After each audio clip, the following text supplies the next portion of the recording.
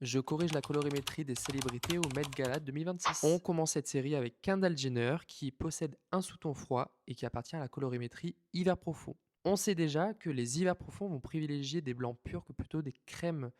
Donc sur cette tenue, elle va porter un blanc ivoire qui n'est pas franchement catastrophique, mais à l'inverse, je lui aurais proposé un blanc pur, donc blanc froid, qui respecte totalement son univers et son contraste naturellement élevé.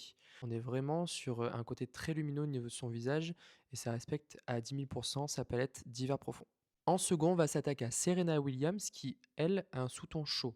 Je pense qu'on est plutôt sur une saison d'automne profond, automne chaud en ce qui la concerne. Et pour sa tenue, on est sur un full argenté qui va venir lui griser le teint. On voit vraiment d'abord sa tenue avant de voir son visage et ça la met pas du tout en valeur. Pour changer, on va passer sur un second métal qui va être le doré, qui va être lui sa référence au niveau de son métal.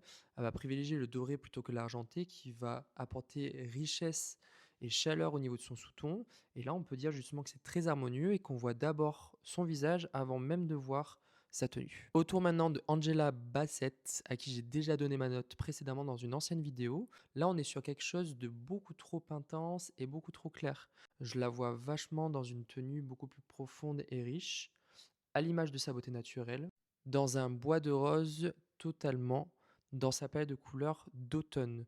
Là, on est sur quelque chose d'assez riche. Je suis resté quand même sur du rose pour vous montrer que vous avez d'autres alternatives que du rose assez intense et clair. C'est les seuls roses que vous pouvez vous permettre quand vous êtes automne.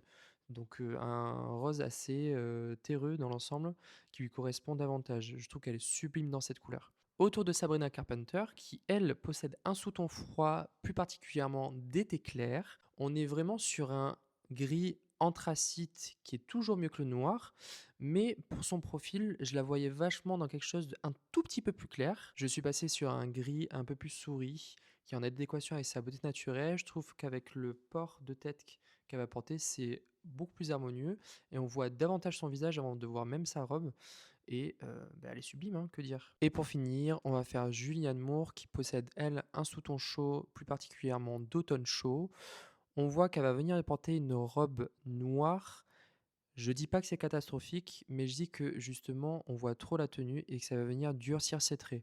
Je vais vous comparer avec une couleur qui est davantage dans sa palette de couleurs d'automne chaud. On va passer sur un marron qui sera plus en adéquation, qui va venir sublimer ses caractéristiques physiques naturelles. Donc là, on est sur un marron chaud, son neutre de référence à l'inverse du noir, qui est en adéquation totale et vraiment, on ne voit qu'elle.